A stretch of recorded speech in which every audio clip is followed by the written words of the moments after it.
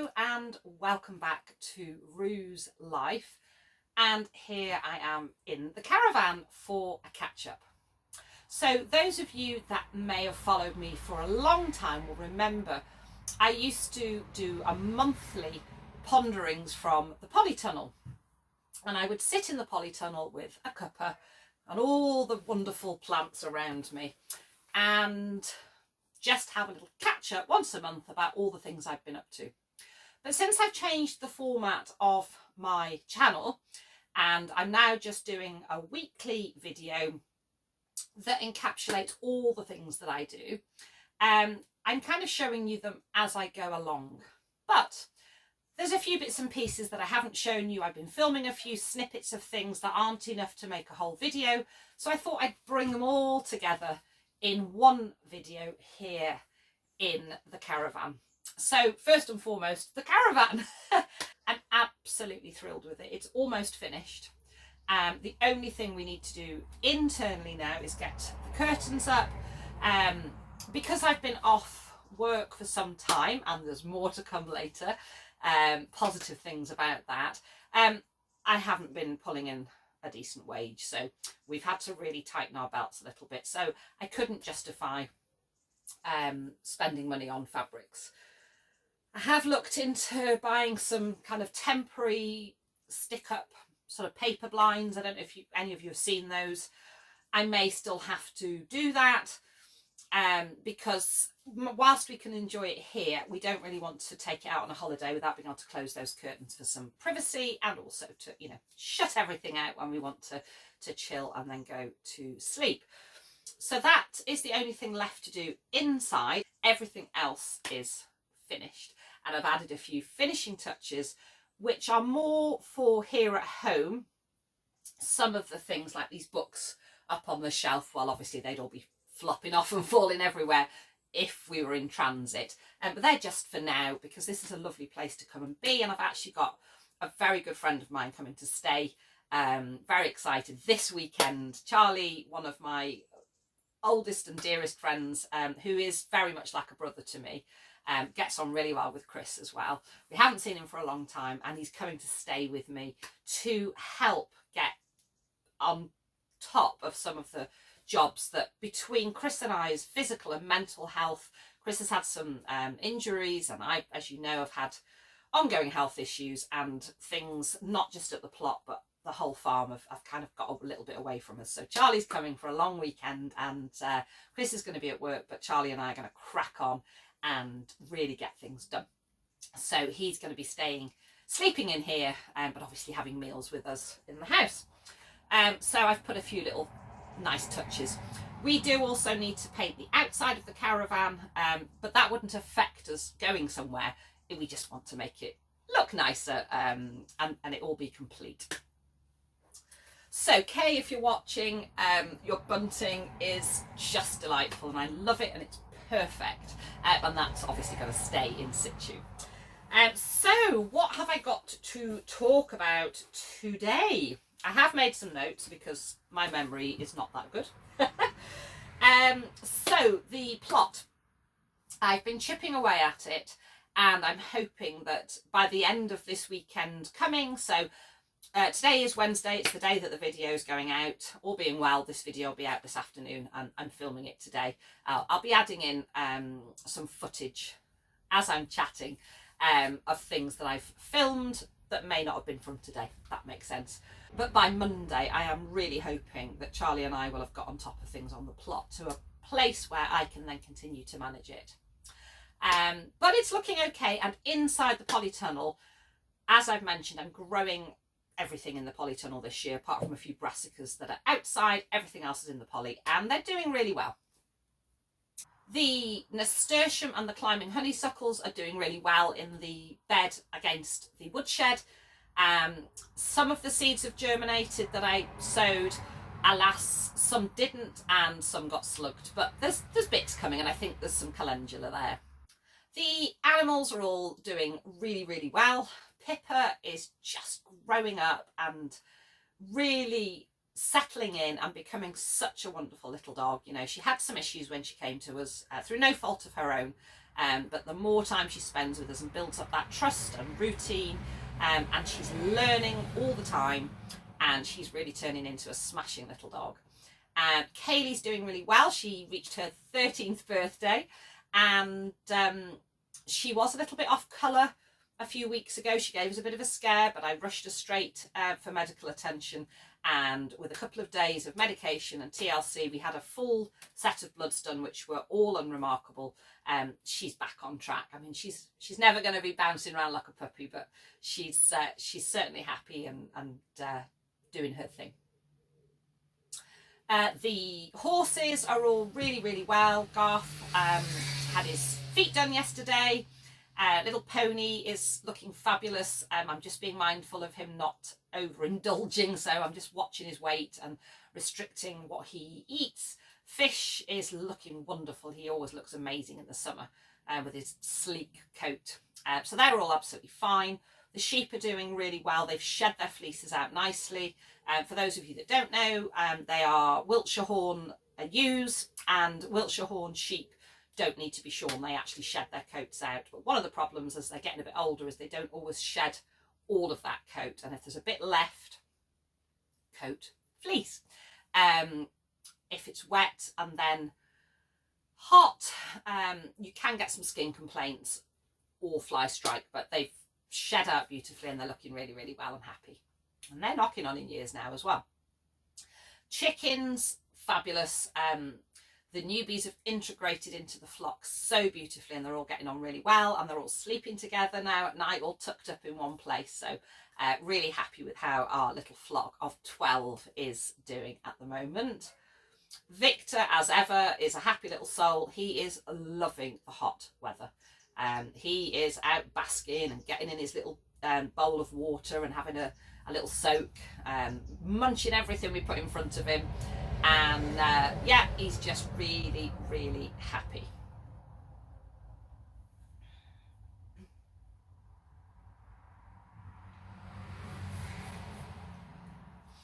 I've been doing lots of wild swimming. I am planning my return to work. It's going to be a slow phased return. Had an occupational health appointment this morning. Had regular check-ins with my line manager and GP appointments. I've got another GP appointment on Friday, and so I'm planning a slow phased return to work, hopefully around the 12th of August, but I'll let you know how it goes. I'm a little bit anxious, but you know what, it's going to be fine. I've got all the coping strategies in place now. You know, I've had my CBT, cognitive behavioural therapy, which was just phenomenal, and I highly recommend it. I had weekly sessions. It isn't easy. You have to visit things that are quite difficult, and you do have to put the work in between sessions, but my goodness, it's worth it. So the support from my GP, as I've mentioned before, the sertraline that I'm taking, and those CBT sessions. I've had my last one. I'm flying solo, but I've got a lovely pack now that I've put together with all the information that she sent me, and I've made notes as well from my sessions. And then she's put me together like a coping strategy plan for going forwards, and for those inevitable setbacks you have at work, in life, wherever, that will knock you back. So having those coping mechanisms in place, and also recognising symptoms before you know, you get yourself in a pickle. So that is really positive. So as I say, I've been taking advantage of the fact that, number one, I've got the time at the moment because I've been signed off work, but also to help my physical and mental health. So I've been going to my regular PT sessions. I go once a week to a fabulous lady called Paula. I may have mentioned her before, and the sessions are just brilliant, and they really do me the power of good. I go once a week there, and my wild swims, I've been getting in as many as I can, and obviously I'll be continuing both of those, and walking and all the other things when I return to work, but it's keeping that balance. So one of the swims, I always swim at the Mere regularly, as you know. I sometimes swim at Alderford Lake.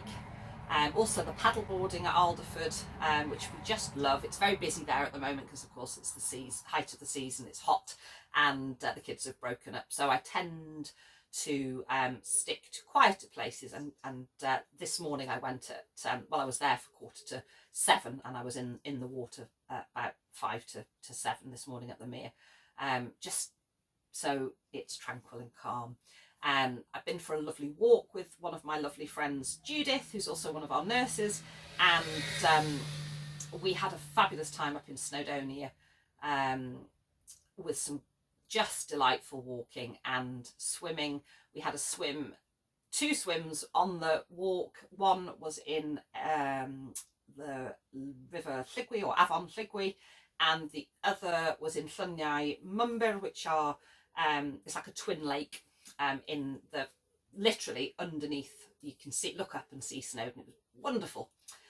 And I also went this week, can't remember which day, to the Long Mynd, to Cardingmill Valley, which is National Trust property. And the advantages as a National Trust member, I didn't have to pay for parking, and I met my swim buddy Jules there, and we walked up to it's a reservoir, but it's a disused reservoir now.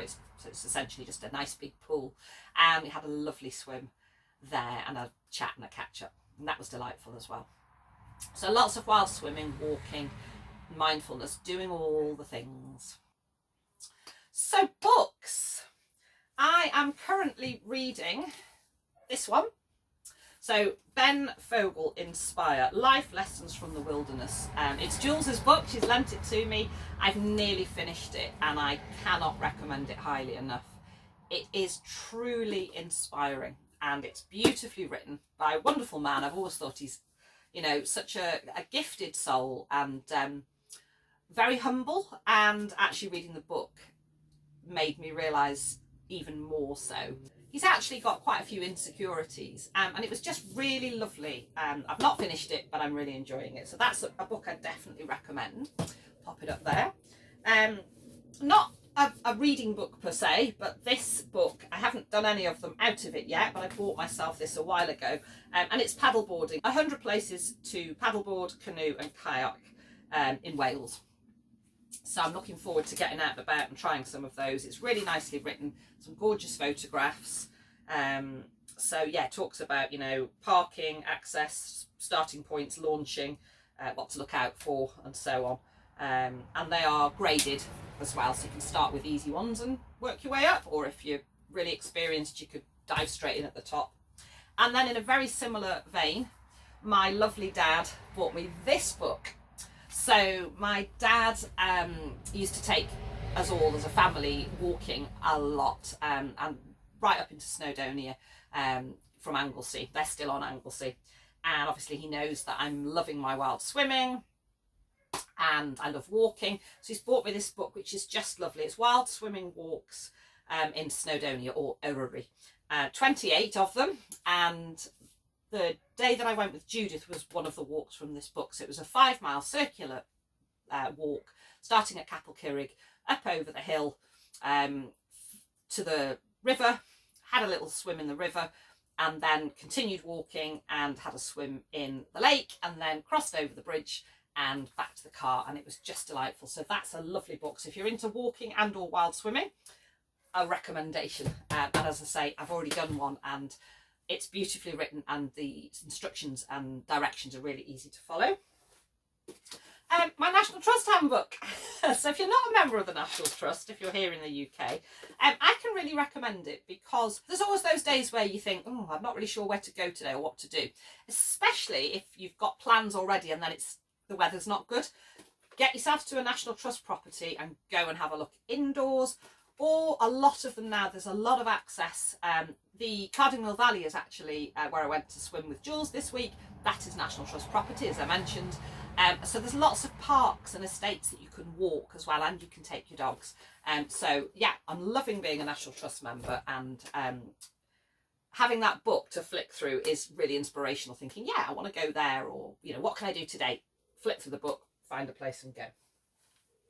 And then what have I been listening to? So I don't think I've talked about music much before in my ponderings, but I've got this CD, which is, and I'm old fashioned, I like CDs.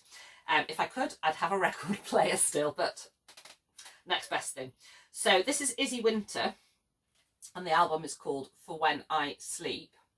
And Izzy and Kira, their partner, actually are narrowboaters, based around London, very talented, work in the theatre professionally, and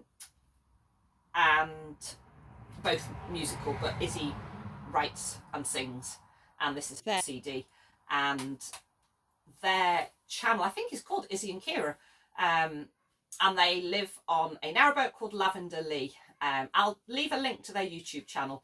Check them out, and I highly recommend watching their channels and also supporting them by buying a copy of Izzy's CD. It's fabulous. And then we've got Karine Polwart, who I'd never heard of before, and this is called Scribbled in Chalk.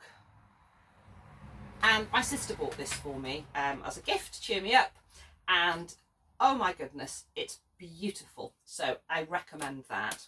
And then this is the latest album from Benny Jones, Ben and Emily and their beautiful cat Alan. Again, I'll leave a link below.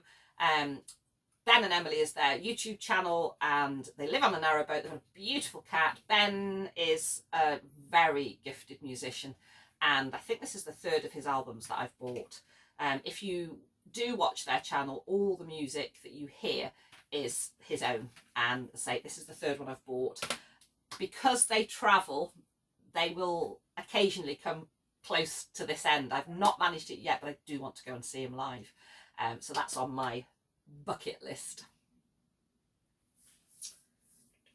And then what have I been watching? So Chris and I really enjoyed watching the series Narrow Escapes. It's on Channel 4. We don't have a television. I'm sure I've mentioned that multiple times. I haven't had a television for about 20 years. And when Chris moved in with me, he gave his up as well, and we just don't have one. But on Channel 4 Catch Up, we've watched the whole series of Narrow Escapes, and it's just lovely. So if you don't know what it is, essentially it is the life of narrowboaters, various narrowboaters, and they follow their lives for a year. And whether they just live on a narrowboat or they make a career out of it. There's a chap with his dad that runs a wood-fired pizza business from his canal boat. There's another lovely couple who, again, I follow their YouTube channel. She bakes cakes, very talented. She's recently brought out a recipe book. Again, I'll leave a link to their channel. The channel is Holly the Cafe Boat. I think that's what it's called. I'm having a bit of a moment. But they're just delightful couple with a little boy living on canal boats. They've got two boats, one they live on and one that is the floating cafe. And then lots of other narrowboaters that don't necessarily have a YouTube channel, but they were chosen to take part, and it's been absolutely fascinating. Really enjoyable. So I recommend that. And at the moment, we're actually watching the old series of Scrap Heap Challenge. I don't know if any of you remember it, and I don't know if there's other versions, not in the UK. But it's just brilliant. We used to love watching it years ago, and Chris and I are enjoying watching it again. So essentially, it's two teams on a scrap heap. They're given a challenge to build something from scratch. They've got 10 hours in which to do it, and then they have a race or a challenge against each other, and then the teams go through to the finals until you get the final episode with those that have gone through all the heats. And it's just brilliant. You know, they build everything from tanks to boats, cannons, oh, you name it, all built from scratch. Really enjoying it. It's silly and it's fun, and yeah, so we're watching that at the moment. I have been out and about. I wasn't coping very well with driving, so I've been using the train, which has just been delightful.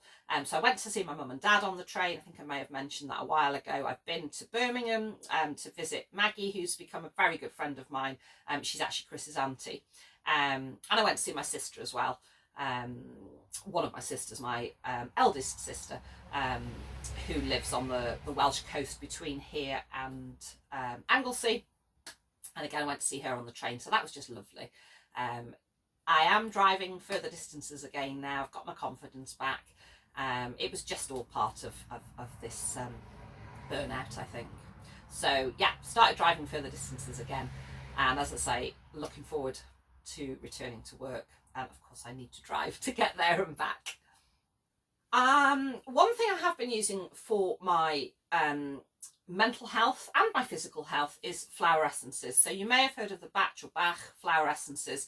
So Maggie actually is flower essence practitioner. She often makes her own, but also can recommend which to use. And I'm currently using rock water, but she will have a little regular check-ins with me and then recommend what to use in combination or individually, how long to take for, and so on. And that's really been helping me. So as I say, I'm on rock water at the moment. And I've been for some really lovely walks. I've been to Erddick Country Park. I've walked along the canal at Llangollen. I've been to Allen Waters, some local walks, and yeah, just getting out in the sunshine and the fresh air and moving your body. It really helps, doesn't it? And then the last thing I wanted to tell you about, which I may have mentioned, but I can't remember, and it was the lovely Jasmine, who we have been so privileged to rehome her chickens recently. It was her that put me onto this, and it's an app for your phone, and it's called Merlin, and it's a bird song or bird noise identification app.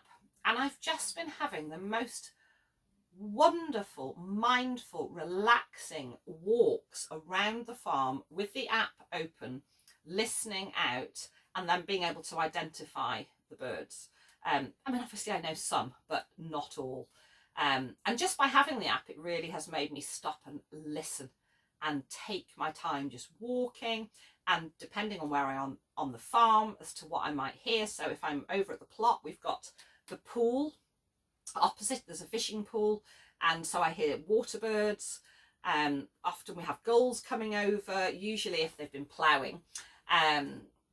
We have geese that come from the mere, and then all the hedgerow birds and the normal sort of country birds, if you will, and just being able to listen to them, even if I can't see them, it's just delightful. And then being able to have a little look and see, you know, how many I have heard. We've had a tawny owl regularly in the mornings, the buzzards, a curlew on one occasion, just wonderful. A teal I heard across on the water. So yeah, so that's something I would definitely recommend. So please let me know how you are, how your gardens, what have you been getting up to? Have you got any book recommendations, music recommendations? Have you been to any interesting places? Let me know what you've been up to in the comments below and how you are. So thank you as ever for watching. I really appreciate it. All the comments, all the love, all the support that I've been getting, particularly over the last few months while I've been off work. And I know a lot of you have got a lot going on in your lives, and it means so much to me that you share that with me. And I hope that I can bring you some joy with my videos and some comfort when I respond to your comments. And for any of you that would like to support me by buying me a coffee, there is a link in the description below. And if you would like to donate by buying me a coffee, it will go towards the Caravan curtains, and once they're finished I can vlog a holiday to show you. So no pressure whatsoever, but if you would like to donate, I would be really grateful. I can wait, and I'm patient, but it would be lovely to get these curtains up and get out and about.